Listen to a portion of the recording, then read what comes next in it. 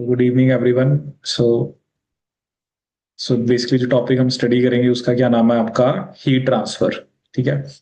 Actually क्या होता है कि जो हम बायो प्रोसेस इंजीनियरिंग करते हैं तो ऑब्वियसली जैसे आप कोई प्रोसेस चल रहा है तो during the process of fermentation क्या पता आपका टेम्परेचर इंक्रीज या डिक्रीज हो रहा है। लेकिन हमें जो फर्मेंटेशन है मान लो एक स्पेसिफिक टेम्परेचर पे करानी होती है। नॉर्मली तो ये होता है कि टेम्परेचर इंक्रीज ही होता है, क्योंकि में भी कोई केमिकल रिएक्शन हो रही है या कुछ भी हो रहा है तो हमें उसको टेम्परेचर को कम करना है। ठीक है, तो उसके लिए ऐसा सिस्टम बनाना पड़ता है कि जो आपकी जो एक्सेस ऑफ हीट है वो फर्मेंटेशन मीडियम से या तो ये होगी, मान लो हमें उसके अराउंड एक एक वाटर की ट्यूब जा रही है जिसमें ठंडा पानी है जिसका टेम्परेचर कम है, तो वो क्या होगा, वो एक्सेस ऑफ हीट को ले लेगा। क्योंकि हीट तो हाई टू लो टेम्परेचर की तरफ ही जाएगी ना आपकी, तो वो एक्सेस ऑफ हीट जो है वो कोल्ड वाला जो है वो ले लेगा और इस तरह से जो आपके मीडियम का टेम्परेचर है वो डाउन हो जाएगा। ठीक है, तो चलिए देखते हैं इसमें क्या क्या कंसेप्ट होते हैं। सबसे पहले उसने हमें बताया कि जो हीट ट्रांसफर है दैट अकर्स बाय वन और more of the following three mechanism. ठीक है, कि तीन मैकेनिज्म होते हैं हीट ट्रांसफर के। एक तो उसने बताया हमें कंडक्शन। ठीक है, कंडक्शन का मतलब क्या होता है कि जो heat conduction occurs by transfer of vibrational energy between molecules और मूवमेंट ऑफ फ्री इलेक्ट्रॉन्स। ठीक है, कंडक्शन किसकी वजह से होती है, या तो जो वाइब्रेशनल एनर्जी की ट्रांसफर की वजह से या movement of free electron. Conduction is particularly important in metals and occurs without observable movement of matter. ठीक है, जैसा हमें पता है कि जो मेटल्स होते हैं they are good conductor of electricity, तो इलेक्ट्रॉन्स की वजह से है ना, उसमें आपको कोई मैटर के अंदर ऑब्जर्वेबल मूवमेंट नहीं देखने को मिलती। ठीक है, कन्वेक्शन जो होता है वो मैक्रोस्कोपिक स्केल पे अगर हम बात करें ये कन्फाइंड होता है गैसेस और लिक्विड्स में। ठीक है, natural convection occur when temperature gradients in the system generate localized density differences that result in flow current। जैसे अगर टेम्परेचर आपका क्या है, ग्रेडियंट है, टेम्परेचर डिफरेंस है, तो जो हीट है वो एक जगह से दूसरी जगह जाएगी। In force convection flow currents are set in motion by external agent such as stirrer और pump that are independent of density gradient. ठीक है, so higher rates of heat transfer are possible with the forced convection compared with natural convection। ठीक है, भले इसमें तो आपको observable जैसे अब ऑब्वियसली एक लिक्विड हाई टेम्परेचर पे एक लो टेम्परेचर पे तो जो हीट है वो हाई टू लो की तरफ जाएगी। ठीक है, रेडिएशन की बात करें, हमें पता है कि जो एनर्जी है वो रेडिएशन की फॉर्म में रेडिएट करते हैं ऑल मटेरियल, रेडिएट करते हैं all material in the form of waves. when this radiation is absorbed by matter it appears as heat। ठीक है, लेकिन क्योंकि रेडिएशन जो होती है वो हाई टेम्परेचर पे इंपॉर्टेंट होती है, जैसे जब टेम्परेचर हाई होता है, ठीक है, उस टाइम पे हम रेडिएशन की बात करते हैं। ठीक है, मतलब वो कह रहे हैं एनर्जी जो है वो सारे के सारे जो मटेरियल्स हैं वो तब कब रेडिएट करते हैं जब टेम्परेचर ज्यादा होता है। ठीक है, और इसको जो एब्जॉर्ब करता है मैटर तो वो किसकी तरह अपीयर करता है, हीट की तरह। ठीक है, लेकिन क्योंकि बायो प्रोसेस इंजीनियरिंग के अंदर हम बहुत ज्यादा हाई टेम्परेचर्स की बात नहीं करते हैं, ठीक है, तो इसलिए हम यहां पर रेडिएशन की बात नहीं करेंगे। ठीक है, बिकॉज जो हाई टेम्परेचर्स होते हैं they are not normally encountered in biochemical biological engineering, so it will not be considered further. ठीक है, मेनली मतलब हम किसकी बात करेंगे, कंडक्शन की और कन्वेक्शन की। हम मेनली किसकी बात करेंगे, कंडक्शन और कन्वेक्शन की। ठीक है, अब जैसे यहां पर हमें एक कंडक्शन के बारे में बता रखा है और यहां पर हम एक लॉ की बात करेंगे जिसका क्या नाम है आपका, फूरियर्स लॉ। ठीक है, अब ये लॉ हमें क्या बताता है, जैसे हमें यहाँ पर एक बेसिकली शो कर रखा है, जैसे एक वॉल शो कर रखी है और एक टेम्परेचर शो कर रखा है हॉट साइड पे T1 और कोल्ड साइड पे अ, जैसे टेम्परेचर आपका T1 है। ठीक है, एक तरफ T1 एक तरफ T2 है, और यहाँ पर ए जो है वो एरिया है वॉल का और जो बी है वो थिकनेस है, बी क्या आपकी थिकनेस है। ठीक है, तो वो हमें क्या कह रहा है कि जो रेट है, rate of heat conduction through the wall is given by Fourier's law. वो किसके थ्रू आपको दिया जाता है, फूरियर्स लॉ के थ्रू। ठीक है, जिसमें आपको जो ये कैपिटल क्यू है, कैपिटल क्यू कैप है, इसको हम क्या लिखते हैं आपका, that is rate of heat transfer, rate of heat transfer. Is equal to, जो के है वो थर्मल कंडक्टिविटी ऑफ वॉल है। के यहां पर क्या है? Thermal conductivity of wall.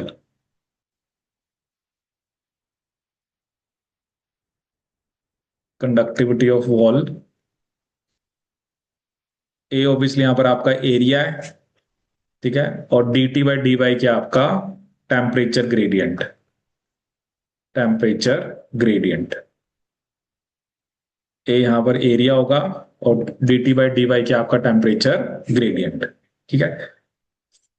तो जो rate rate of heat conduction है, ठीक है, वो that through the wall is given by Fourier's law, Q cap is equal to minus K A D T by D Y. ठीक है। अब एक हम टर्म लिखते हैं हीट फ्लक्स। देखो हीट तो हमेशा तभी जाएगी जब टेम्परेचर ग्रेडियंट होगा, ठीक है। जब इधर टेम्परेचर क्या आपका कम है, इधर क्या आपका, मतलब T1 सॉरी ज्यादा है, T2 आपका कम है, ठीक है। तो ये क्या होगा? कंडक्शन होगा, कन्वेक्शन?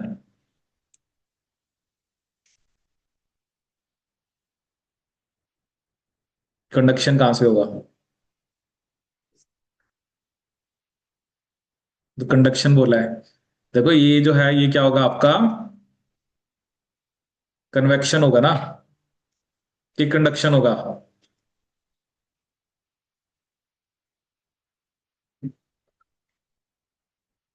जैसे अब ये एक वॉल है, ठीक है, इधर टेम्परेचर ज्यादा इधर कम है, क्योंकि कन्वेक्शन उसने लिखा गैसेस और लिक्विड्स के अंदर। जैसे मान लो अगर बीच में कोई लिक्विड होता, उसमें तो आप बोल देते कन्वेक्शन। हाँ, अब वॉल जो है उसमें जैसे इधर टेम्परेचर ज्यादा इधर कम है, या तो वो वाइब्रेशन की फॉर्म में जाएगा, ठीक है ना, कि जैसे यहां से एनर्जी है, बीच में यहाँ पर बीच में क्या एक मॉलिक्यूल है, क्योंकि उसकी एनर्जी कम है, तो वो हाई टू लो एनर्जी की तरफ जा रहा है। जैसे अभी हम ना एक आगे भी पढ़ेंगे, जैसे ही हम देखेंगे एक्चुअली क्या होता है कि जैसे बीच में एक फ्लूइड है, ठीक है, जैसे बाहर की तरफ जैसे टेम्परेचर जो है मान लो इधर ज्यादा इधर कम है, तो ये तो कंडक्ट, ये क्या होगा आपका? कंडक्शन। ये कन्वेक्शन।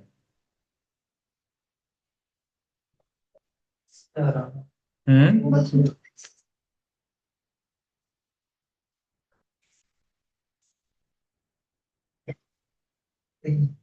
सर एक बार डेफिनेशन दिखा। डेफिनेशन देखो। अब आपको यही एक्चुअली याद रखना है कि कहां पर कंडक्शन हो रहा है, कहां पे कन्वेक्शन हो रहा है।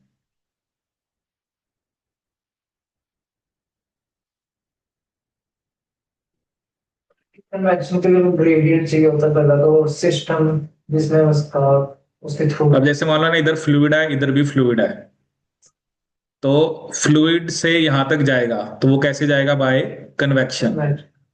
इधर भी फ्लूइड जैसे इधर, मतलब इधर मान लो टेम्परेचर ऑब्वियसली यहाँ पे ज्यादा, मान लो यहाँ पे कम है, फ्लूइड का कम है, तो वो तो कन्वेक्शन के थ्रू होगा। लेकिन विद इन जो पाइप के अंदर होगा वो कैसे होगा आपका? कंडक्शन के थ्रू। ठीक है ना। फ्लूइड्स और गैसेस में तो हम किसकी बात करते हैं? कन्वेक्शन की। ठीक है ना। देखो स्पेसिफिकली उसने क्या लिखा है कि जो कन्वेक्शन होता है it is confined to gases and liquids. ठीक है। अब जैसे हमारी कोई ये है, अगर कोई वॉल है, तो वो गैस या लिक्विड थोड़ा है, वॉल तो एक तरह से सॉलिड ही चीज है, तो उसमें तो क्या होना चाहिए आपका? कंडक्शन। ठीक है। अब एक होता है, अब एक क्या होता है हमारे पास? Heat flux. ठीक है। अगर हम रेट ऑफ हीट ट्रांसफर को एरिया से डिवाइड करते हैं, जैसे ये तो क्या था? Minus K D T by D Y. So Fourier's law can also be expressed in terms of heat flux. अगर हम कैपिटल क्यू कैप को ए से डिवाइड करते हैं, तो जैसे एरिया तो इसमें भी है, ठीक है, तो एरिया से एरिया कट जाएगा, तो हीट फ्लक्स क्या आएगा हमारे पास? Minus K D T by D Y. क्या आएगा? Minus K D T by D Y. Minus K D T by D Y. अब वो कह रहे हैं कि जो रेट ऑफ हीट ट्रांसफर होता है उसकी सेम डायमेंशन और यूनिट होते हैं जैसे पावर की होती है। ठीक है ना। जैसे पावर की क्या यूनिट होती है? वॉट। तो वो कह रहे हैं जो रेट ऑफ हीट ट्रांसफर है उसकी भी वही डायमेंशन और यूनिट्स होते हैं जो पावर की होती है। ठीक है। जैसे क्या लिखते हैं पावर को वैसे? नॉर्मली क्या लिखते हैं? Work per unit time. Power का फॉर्मूला क्या होता था? Energy upon time. Energy work की एक ही यूनिट होती है। तो वही जो भी है, तो पावर और रेट ऑफ हीट ट्रांसफर की सेम यूनिट कौन सी है आपकी? वॉट। ठीक है। अब हमें यहाँ पर ना कुछ और फॉर्मूलेज हैं, ठीक है, जो आपको बेसिकली यहाँ पर याद रखने हैं। अब एक वो बोल रहा है कि static state conduction. Static state का मतलब क्या होता है कि जब ना तो कोई एक्यूमुलेशन है, ना ही डिप्लीशन ऑफ हीट है विद इन द वॉल। मतलब कोई भी स्टैटिक स्टेट कंडक्शन का क्या मतलब है आपका कि, ठीक है, स्टैटिक स्टेट कंडक्शन का क्या मतलब है? At static state there can be neither accumulation nor depletion of heat within the wall. ठीक है, मतलब स्टैटिक स्टेट वो होती है ना कि मान लो अगर हर एक जो पॉइंट है, अगर वॉल में अगर सभी जगह पर जो रेट ऑफ हीट फ्लो है वो अगर सेम है, ठीक है, जैसे एक से दूसरी जगह जा रही है, दूसरे से तीसरी जगह, तो उसमें आपको ना तो एक्यूमुलेशन ना ही डिप्लीशन देखने को मिल रहा है। ठीक है। और अगर के जो है, के हमने क्या लिखा था, जो थर्मल कंडक्टिविटी, अगर वो टेम्परेचर के इंडिपेंडेंट है और एरिया भी कांस्टेंट है, ठीक है, the then the only are the temperature T and distance Y. ठीक है, मतलब वो आपके वेरिएबल होंगे। जैसे ये देखो ना यहाँ पर, जैसे हम एक स्पेसिफिक डिस्टेंस पे देखना चाहते हैं क्या टेम्परेचर है, ठीक है, तो वैसे तो हम नॉर्मली कह रहे हैं स्टैटिक स्टेट में तो आपको ना तो कोई एक्यूमुलेशन देखने को मिल रही है ना ही कोई डिप्लीशन देखने को मिल रही है। ठीक है। अगर आपका जो के है, कह रहा है अगर वो टेम्परेचर के इंडिपेंडेंट है, ठीक है, और एरिया भी आपका कांस्टेंट है, तो वेरिएबल क्या रहेंगे? वेरिएबल तो फिर आपका टेम्परेचर और क्या रहेगा, सिर्फ डिस्टेंस। ठीक है ना, दो ही चीजें फिर वेरिएबल रहेगी ना, क्योंकि आपने कह दिया के जो है वो टेम्परेचर पे डिपेंड ही नहीं कर रहा, तो टेम्परेचर आप कुछ भी रखो के वही रहेगा। ठीक है ना, एक होता है ना कि टेम्परेचर डिफरेंट होने से आपका के की वैल्यू चेंज हो रही है, तो वो अलग बात है। जैसे मान लो आपने कह दिया कि अभी यहाँ पे डिपेंड करता है ना आप टेम्परेचर डिफरेंस कितना रख रहे हो, मे बी आप कम टेम्परेचर डिफरेंस रख रहे हो, ज्यादा रख रहे हो। ठीक है, तो उसने हमें क्या कहा कि जो के है वो इंडिपेंडेंट ऑफ टेम्परेचर और एरिया कांस्टेंट हो, द ओनली यहाँ पे वेरिएबल होगा, तो वेरिएबल्स कौन से होंगे? सिर्फ temperature T and distance Y. ठीक है। अब इसमें भी आपको ना एक दो फॉर्मूले याद रखने हैं। अब अब एक नया फॉर्मूला हमारे पास आ गया। पहले हमने कैपिटल क्यू का फॉर्मूला क्या लिखा था? माइनस के ए, माइनस में भी यही शो कर रहा है ना कि जो टेम्परेचर है वो डिक्रीज होगा जैसे जैसे आप आगे की तरफ जा रहे हो, जो ग्रेडियंट है वो कम होता जाएगा ना।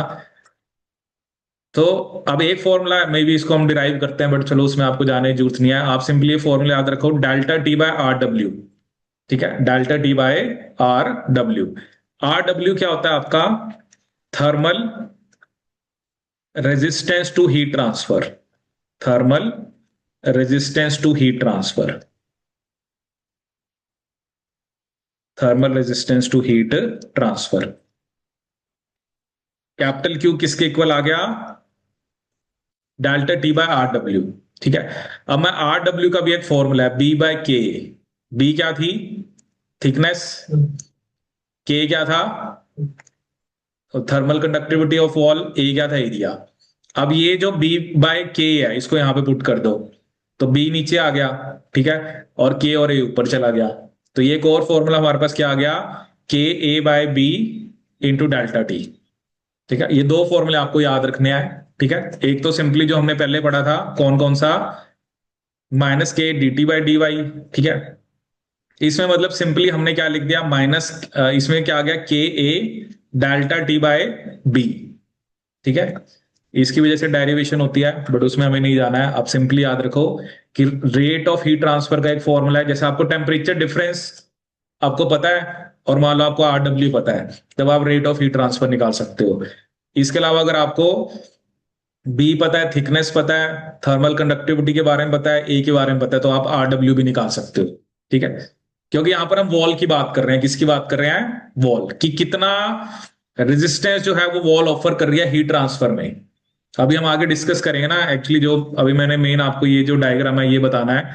एक्चुअली होता क्या ना, जैसे हॉट फ्लूइड है, फ्लूइड से हीट पहले किसके पास आएगी? जो पाइप की हॉट साइड है। ठीक है, फिर उस हीट को कहां पे जाना है? जो पाइप की कोल्ड साइड है, और फिर उस हीट को किसके पास आना है? कोल्ड फ्लूइड के पास आना है। एक तो सिंपली क्या है ना, क्योंकि दोनों फ्लूइड्स के बीच में पाइप की वॉल है, ठीक है ना, तो एक तरफ टेम्परेचर हाई है तो वहां से हीट जो है वो कैसे कोल्ड फ्लूइड तक पहुंचेगी, पहले उसको कहां पर आना पड़ेगा, हॉट वॉल के पास, ठीक है, हॉट वॉल से कोल्ड वॉल के पास, कोल्ड वॉल से फिर वो हीट किसके पास जाएगी, कोल्ड फ्लूइड के पास, ठीक है। अब आर डब्ल्यू मैंने आपको क्या बताया था, वो रेजिस्टेंस जो कौन, जो वॉल दे दिया है, क्योंकि हमने अभी पीछे जो पढ़ा है ना वो सिर्फ हमने वॉल के बारे में पढ़ा है, ठीक है, लेकिन कुछ ना कुछ रेजिस्टेंस जो है वो मे बी आपका कौन कौन और देगी आपका, सम रेजिस्टेंस में बी गिवन बाय द, वो फ्लूइड वाली साइड से भी आपका आ सकता है, ठीक है, वो भी हम डिस्कस करेंगे।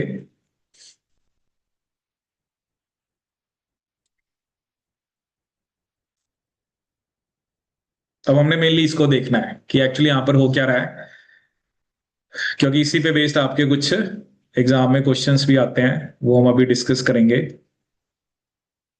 देखो सबसे पहले आप इस चीज को समझो कि बाहर की तरफ फ्लूइड है, ठीक है, तो अभी जो मैं आपको बता रहा था, अगर यहां से हीट को, एच डब्ल्यू का मतलब है हॉट वॉल, और सी डब्ल्यू का क्या मतलब है, कोल्ड वॉल, ठीक है, और उसने क्या लिखा हुआ है, एक स्टैग्नेंट लिक्विड की फिल्म है, यहां से हीट यहां तक कैसे आएगी, किसके थ्रू आएगी, कन्वेक्शन के थ्रू, ठीक है, यहां से यहां हीट किसके थ्रू जाएगी, मतलब टीसीडब्ल्यू से कोल्ड फ्लूइड के थ्रू भी, कन्वेक्शन के थ्रू, लेकिन बीच में क्या होगा आपका, कंडक्शन, बीच में क्या होगा आपका, कंडक्शन। अब इसमें क्या होता है ना, जो फ्लूइड है उसका टेम्परेचर तो हम एग्जैक्ट पता कर सकते हैं, लेकिन जो जैसे वॉल्स हैं उसका टेम्परेचर हम एग्जैक्ट पता नहीं कर सकते। और एक और खास बात क्या होती है, अब आप देखो ना, अब यहां पर आपको ना ग्रेडियंट देखने को मिलेगा, जैसे ऑब्वियसली यहाँ पे जो टेम्परेचर है, जैसे अब आप वॉल के अंदर ना अलग अलग पॉइंट्स लो, अब यहाँ का टेम्परेचर, यहाँ का टेम्परेचर, यहाँ का टेम्परेचर, यहाँ का टेम्परेचर, ये सब आपको डिफरेंट देखने को मिलेंगे, तभी तो हीट आगे की तरफ जाएगी ना।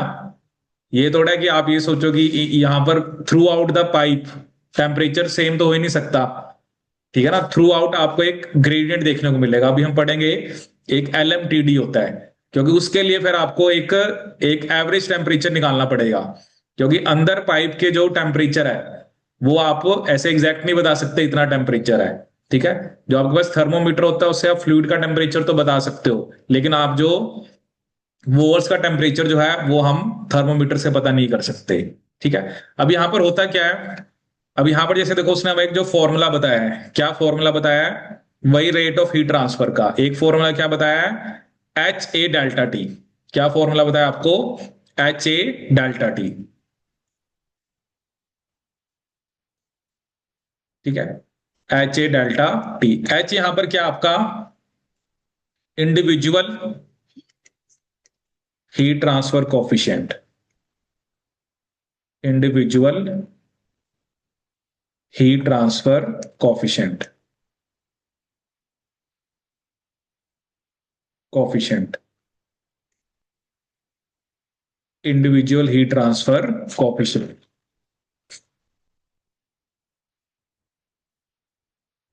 क्या लिखा हमने, इंडिविजुअल हीट ट्रांसफर कोफिशिएंट, ठीक है। अब इसमें क्या होता है ना, इसमें जैसे अब एक तरफ आपकी हॉट वॉल साइड है, बीच में कंडक्शन है, और एक तरफ क्या आपकी कोल्ड वॉल साइड है, ठीक है, इसमें भी हम आगे देखेंगे, क्योंकि इसमें फिर हम एक ओवरऑल क्या निकालते हैं आपका, हीट ट्रांसफर कोफिशिएंट, क्या निकालते हैं आपका, ओवरऑल हीट ट्रांसफर कोफिशिएंट, ठीक है। अब इसमें एक आर एच और आर सी क्या होगा, ये वही की जो resistance to heat due to the, जो हॉट वाली साइड है, रेजिस्टेंस टू हीट ट्रांसफर, ये रेजिस्टेंस टू हीट ट्रांसफर किसकी वजह से होगा, जो कोल्ड वाली साइड है, ठीक है। ये जैसे मैं आपको पहले वही बता देता हूँ, फिर डेल्टा LMTD पे हम आएंगे, डेल्टा टी क्या होता है, ठीक है। अब जैसे इस पे बेस्ड क्वेश्चन आता है एग्जाम में ना, क्योंकि इसमें क्या ना, एक तो आपने लिख दिया कि इंडिविजुअल हीट ट्रांसफर कोफिशिएंट, जो मतलब अलग अलग होगा, ठीक है ना, जैसे इधर का अलग होगा, इधर का अलग होगा, इधर का अलग होगा, लेकिन एक हमने फॉर्मूले में क्या लिख दिया, UA∆T, overall heat transfer coefficient, you यहां पर क्या होता है आपका, ओवरऑल हीट ट्रांसफर कोफिशिएंट। अब मेन एक क्वेश्चन आपका इस पे बेस्ड आता है, ओवरऑल हीट ट्रांसफर कोफिशिएंट, अब हम क्या करते हैं ना, हम सारे रेजिस्टेंस को टोटल निकाल लेते हैं। रेजिस्टेंस टू हीट ट्रांसफर जो हॉट वाली वजह से है, ठीक है, डब्ल्यू यानी वॉल, और सी हो गया यानी जो कोल्ड वाली साइड है, ठीक है। अभी देखो ये आर डब्ल्यू का फॉर्मूला तो अभी हमने लिखा था बी बाय के, जो अभी बताया था, ठीक है। इसका फॉर्मूला क्या होता है, 1/HH.A, और इसका क्या होता है, 1/HC.A। एक का फॉर्मूला क्या बताया, 1/HH.A, ठीक है, और एक का क्या फॉर्मूला बताया, 1/HC.A, ठीक है। मतलब आर एच को आप क्या लिख सकते हो, that is the resistance to heat transfer in hot fluid, resistance to heat transfer in hot fluid,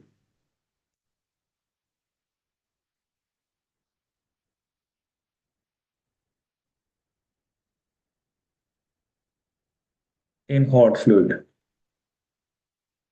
और आरसी क्या होगा आपका, resistance to heat transfer in cold fluid, resistance to heat transfer in cold fluid,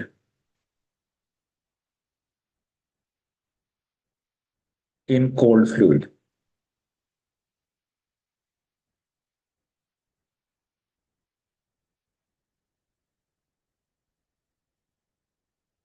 ठीक है, तो हमने क्या करना है, जैसे आर टी का फॉर्मूला हमने क्या लिख दिया, R H plus R W plus R सी।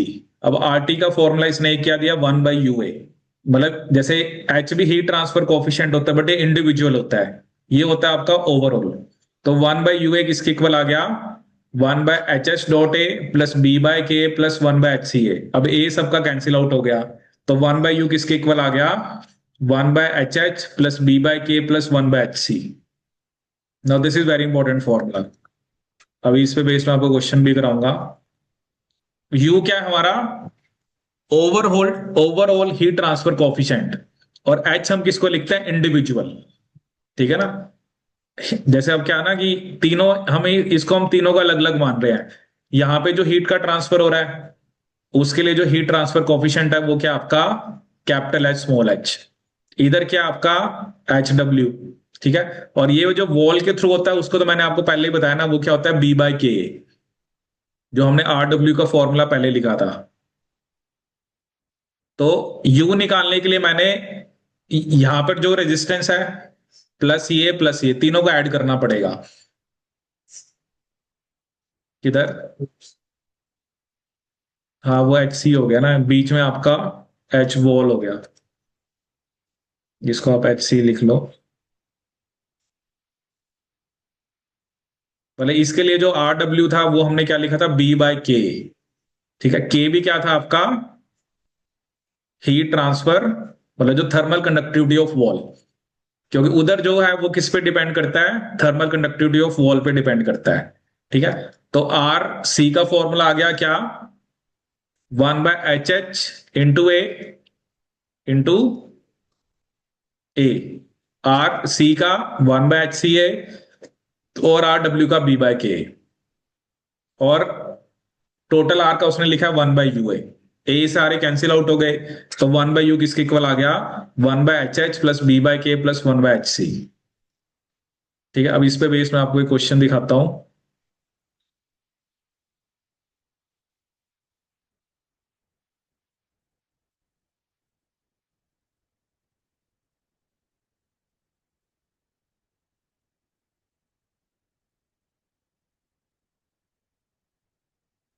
जैसे ये क्वेश्चन आप ट्राई करके बताओ इसका क्या आंसर है।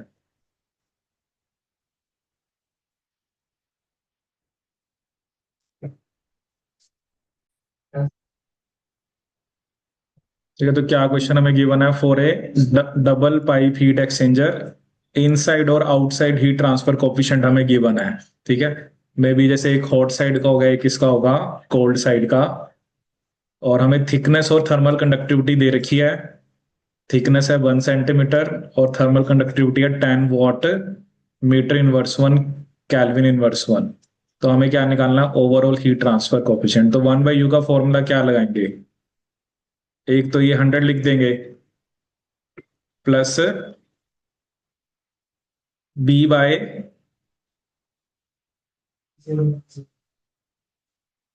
थिकनेस होगी, और हमें क्या चाहिए, के गिवन है, और एरिया, अच्छा वही तो कट जाता है ना हमारा, तो B/K+1/200, यही होगा ना जो इनसाइड और आउटसाइड, मतलब ये एक डबल पाइप हीट एक्सचेंजर है, उसमें हमें एक इनसाइड और outside heat heat transfer coefficient दे रखे हैं। तो क्या ली, इसका एलसीएम कितना आ रहा है, कि सीधा ही कर दें, तो इसको 0.01 हो गया ये, प्लस 0.001 प्लस 0.005, कितना आ रहा है ये, 0.016, लेकिन ये 1/u आया ना, हमें u निकालना है, तो 1 को हम डिवाइड कर देते हैं 0.016 से, तो क्या आंसर आ रहा है ये 62.5, प्लस सिंपल फॉर्मूला बेस्ड है, क्योंकि आपको पता है u निकालने के लिए आपको क्या चार चीजें चाहिए। एक आपको वही जो हम हीट ट्रांसफर कोफिशिएंट की बात कर रहे हैं, ठीक है, मतलब वही है ना, ये एक डबल पाइप हीट एक्सचेंजर है, ये अलग है, जैसे हमने जो डिस्कस करा उसमें हमने एक फ्लूइड है, मतलब एक पाइप है, उसके दो तरफ फ्लूइड है, ठीक है ना, तो वहां पर उसके लिए में भी आपका जो भी हीट ट्रांसफर कोफिशिएंट थे वो भी, एक आपने एच एच लिखा था, एक एच सी लिखा था, इसमें भी इनसाइड और आउटसाइड है, ठीक है, और आपको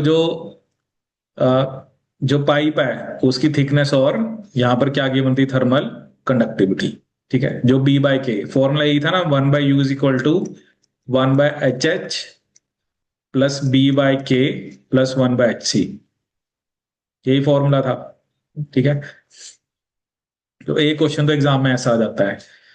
अब एक क्वेश्चन जो होता है ना, उसमें आपको पहले LMTD का कंसेप्ट पता होना चाहिए, ठीक है, क्योंकि वो पता होगा तभी आप क्वेश्चन को कर पाओगे, ठीक है। अब हम देखते हैं LMTD का मतलब क्या है। LMTD stands for logarithmic mean temperature difference, ठीक है, जैसे कि मैंने आपको पहले ही बताया ना कि जो मान लो पाइप के अंदर का टेम्परेचर है, ठीक है ना, उसको हम एक हमें कोई ना कोई मीन वैल्यू निकालनी पड़ेगी, ठीक है, जैसे मान लो मैं आपको एग्जांपल देता हूँ, इसको हम कैसे करते हैं। LMTD का मतलब क्या होता है, जैसे मान लो मेरे पास एक पाइप है, ठीक है, ठीक है, एक पाइप मान लो बाहर की तरफ है, ठीक है, और एक पाइप मतलब एक अंदर की तरफ है, मान लो दो पाइप हैं, एक पाइप हमने ऐसे कि इनसाइड की तरफ तरफ दिखा दी,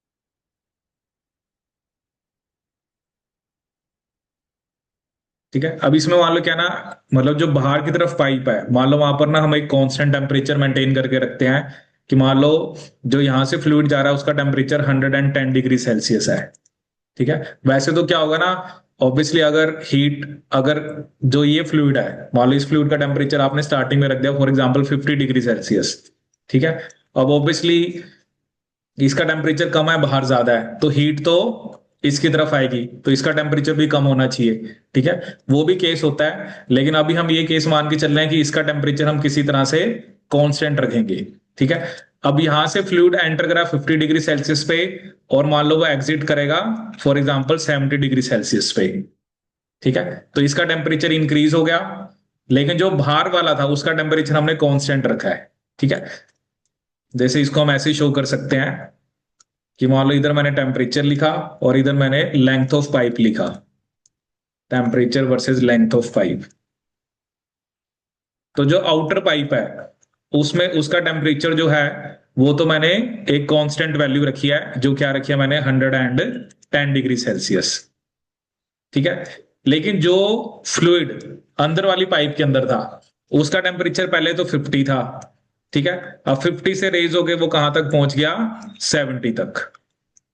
तो इसमें आपको क्या देखने को मिल रहा है, एक, क्योंकि इसमें क्या ना, इस वाली पाइप के अंदर अलग अलग पॉइंट पे अलग अलग टेम्परेचर होगा, किसी पॉइंट पे 50 है, 51, 52, 53, तो और लास्ट में हमें 70 देखने को मिला, क्योंकि इसमें हमें एग्जैक्ट टेम्परेचर तो हम ऐसे नहीं बता पा रहे ना, इसलिए हमें यहाँ पर एक मीन वैल्यू निकालनी पड़ती है, ठीक है। हमें फॉर्मूले में क्या देख करना होता है, पहले आप ये देखो कि जहां से वो एंटर करा है वहां पे डिफरेंस कितना है टेम्परेचर का, 110 और 50 में कितना डिफरेंस हो गया, 60 डिग्री सेल्सियस का, और यहां पे डिफरेंस कितना है 40 डिग्री सेल्सियस का।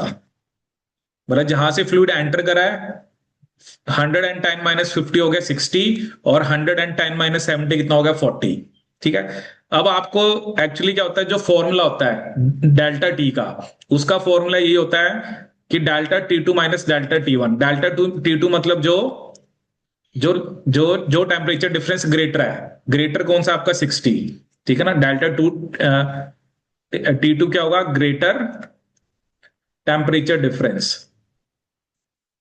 तो यहां पर अगर हम वैल्यू पुट करें तो T2 को हम कितना लिखेंगे 60, और डेल्टा T1 को हम क्या लिखेंगे 40, divided by ln of 60 by 40।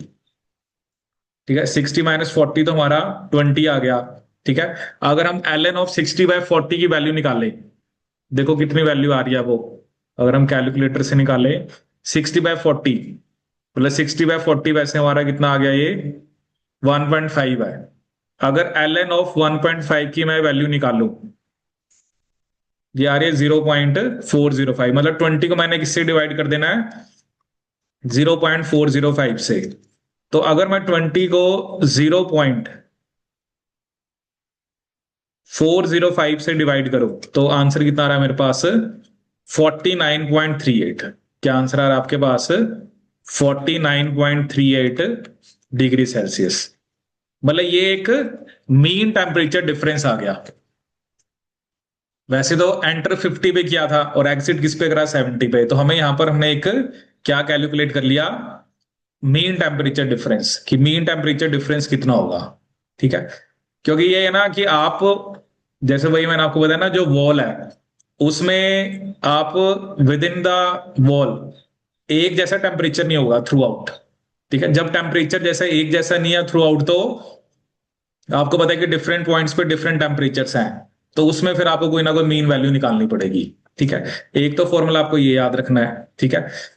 दूसरा क्या होता है कि मतलब अब अभी इसमें हमने क्या करा था कि the LMTD is defined is also applicable when one fluid in the heat exchange remains at constant temperature. ठीक है। For the case of the fermenter at constant temperature TF cooled by water in cooling coil can be simplified to T। इसमें क्या होगा ना, मतलब ये भी वैसे ही निकलेगा आपका। ठीक है। जैसे इसके अंदर क्या होता है कि TCI क्या है, जो इनलेट टेम्परेचर है, कि जो आपका टेम्परेचर इनलेट हुआ है, और CO क्या है, जो आउटलेट टेम्परेचर। ऑब्वियसली आउटलेट जो टेम्परेचर है वो क्या होगा आपका ज्यादा होगा, और इनलेट वाला कम होगा। ठीक है। तो उसमें से माइनस कर दो। TF मान लो जो भी एक आपका एक फाइनल टेम्परेचर आएगा। ठीक है। TF minus TCI by TF minus CO। ठीक है। मतलब अभी चलो आप फिलहाल उसको याद रखो जो मैंने आपको बताया, इस पे बेस्ड मैं आपको क्वेश्चन कराऊंगा तब मैं आपको बताऊंगा।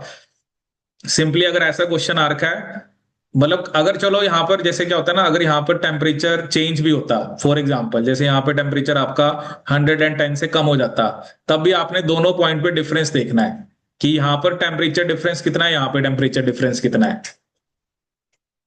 इतना लग टेम्परेचर हो, पहले दो का टेम्परेचर डिफरेंस देखना, फिर दूसरे। देखो क्या है ना, अगर ऐसा होता है ना, जैसे मान लो इसका चेंज हो जाता, मान लो 110 की जगह इसका भी मान लो इसका तो कम ही होगा, क्योंकि ये हीट किसको दे रहा है 50 वाले को।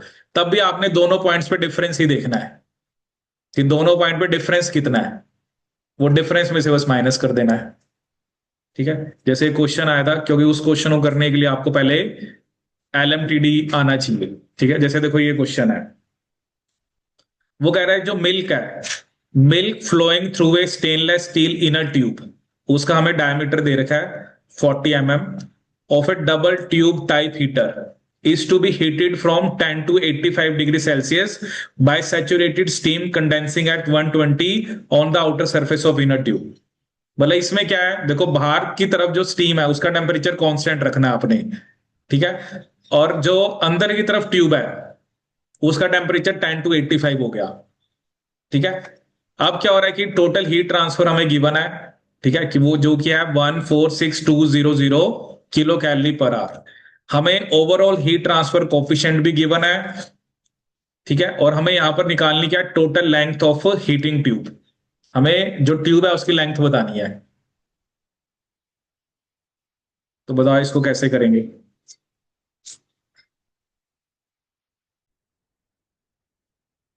तो चलिए देखते हैं इस क्वेश्चन को कैसे करेंगे। Milk flowing through a stainless steel tube 40 mm in a diameter of tube of double tube type heater is to be heated from 10 to 85 by saturated steam condensing at 120 degree Celsius। ठीक है। On the outer surface of inner tube. अब heat transfer हमें given है 146,200 kilo calorie per hour और overall heat transfer coefficient भी हमें given है। अब Q का फॉर्मूला हमें क्या पता है, यू ए। अब यहां पर क्या ना, यहाँ पे जो टेम्परेचर है वो आपको delta T L M T D निकालना पड़ेगा। ठीक है। तो Q का फॉर्मूला क्या है, U A dot delta T L M T D. Q की वैल्यू कितनी गिवन है आपको, 146,200। U की वैल्यू कितनी गिवन है, 750। अब एरिया क्या होता है, 2 पाई RL। अब यहाँ पे जो डायमीटर है 40 mm है, लेकिन हमें रेडियस जो है वो 20 mm होगी। बट ये हमें किस में लेना पड़ेगा, मीटर्स में, into length into delta T L M T D. अब इसमें आपको पता है कि एक तरफ से 10 और 85 हो रहा है जब वो बाहर जा रहा है, तो कितना डिफरेंस है, इधर 110 का डिफरेंस होगा 120 माइनस 10, और उधर होगा 35 का। तो फॉर्मूला मैंने आपको क्या बताया था कि delta T L M T D कैसे निकालना है, मतलब 110 माइनस 35 कितना आ गया आपका, 75 divided by L N of 110 by 35। तो इसको हमने निकाला है 110 बाय 35 कितना आ रहा है, कितना आ रहा है ये 3 इसकी वैल्यू कितनी आ रही है 1.14। ये उस दिन भी तो बताया था आपको फोन से, आपको एल एन भी निकालना नहीं आ रहा भाई। एल एन तो फोन से ही आपको निकालना पड़ेगा ना, एल एन की वैल्यू पुट करो। ये एल एन ऑफ 3.142 कितना आएगा, 1.14 आ रहा है। और यहां से टेम्परेचर आपके पास आ जाएगा 65.78 डिग्री सेल्सियस। जैसे थोड़ा बहुत अगर वही है ना, आप ज्यादा डेसिमल में जाओगे तो थोड़ी बहुत वैल्यू डिफरेंट आ सकती है। अब 146,200, इसको एक तो डिवाइड करना है किससे, 750 से, इंटू 2, पाई की वैल्यू 3.14 इंटू 20। अब 10 की पावर 3 ऊपर ले जाते हैं, ठीक है। और किससे मल्टी, और किस नीचे क्या आएगा, और 65.78, ये हमारी आएगी लेंथ। अगर मैं अगर मैं इसको सोल्व करूं, 146,200 इसको डिवाइड करते हैं पहले 750 से, फिर उसको डिवाइड करा मान लो आपने 2 से, फिर डिवाइड करा आपने 3.14 से, फिर आपने डिवाइड करा 20 से, फिर आपने डिवाइड करा 65.78। और ये जो भी आया इसको मैं किससे मल्टीप्लाई कर देता हूं, 1000 से। तो यार 23 चलो जो भी है, मेरा 59 आ रहा है। मतलब 23 to 24 मीटर था इसका आंसर ना। मैंने वो एग्जैक्टली ना, आपने कहीं के वो लिया डेसिमल करके भी लिया है। मतलब 23.59 मीटर आ रहा है मेरा।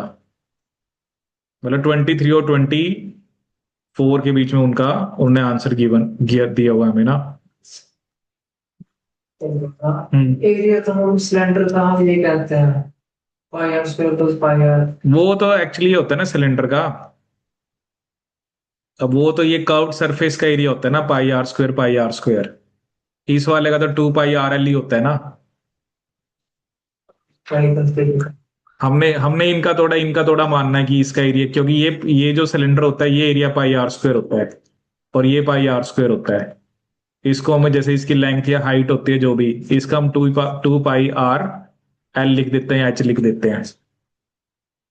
ये दो होता है ना, एक तो कर्व्ड सरफेस का होता है और एक ये एरिया। तो हमें सिर्फ यही चाहिए ना, हमें ये थोड़ा है कि वो तो हमारा लिक्विड पूरा इस एरिया में रहेगा ना, यहां से तो बस वो एंटर और एग्जिट कर रहा है। ये शायद वो होता है ना, एक होता है टोटल सरफेस एरिया और एक होता है curved surface area. Curved surface area हम शायद टू पाई आर स्क्वायर लेके चलते हैं। देखो क्या दिखाता है फॉर्मूला आपको, अगर आप सरफेस एरिया ऑफ सिलेंडर देखते हो तो।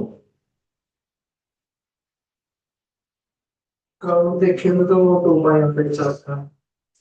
टोटल सरफेस एरिया होता है वही 2 पाई r² प्लस 2 पाई r। ये होता है टोटल वाला।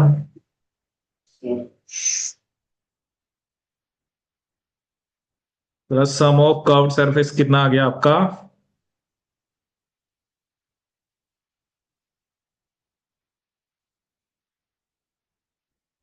मतलब टोटल वही आता है ना, two pi R into R plus H आ जाता है।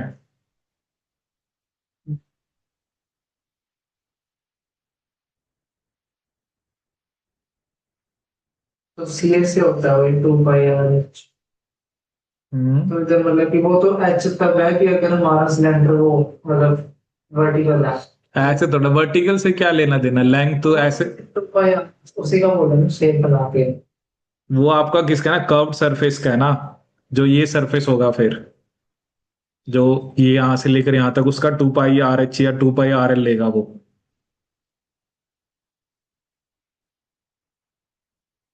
ये क्या, सिलेंडर को तो नीचे ऐसे कर देगा तो एरिया बदल जाएगा, चाहे हॉरिजॉन्टल रखो चाहे उसको वर्टिकल रखो।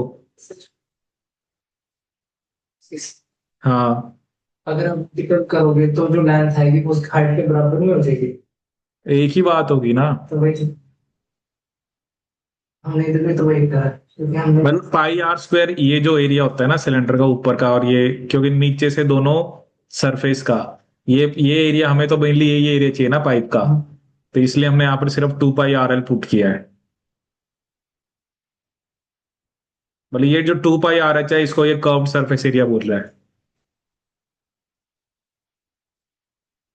जो टू पाई आर एच है वो कर्व्ड सरफेस एरिया है। ठीक है।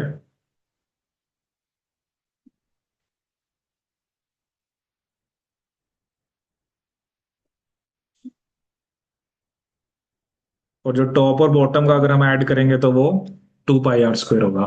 ठीक है, तो क्या आंसर आ गया इसका? 65.78 डिग्री सेल्सियस ये आया। और लेंथ कितनी आई आपकी? 23.59 मीटर।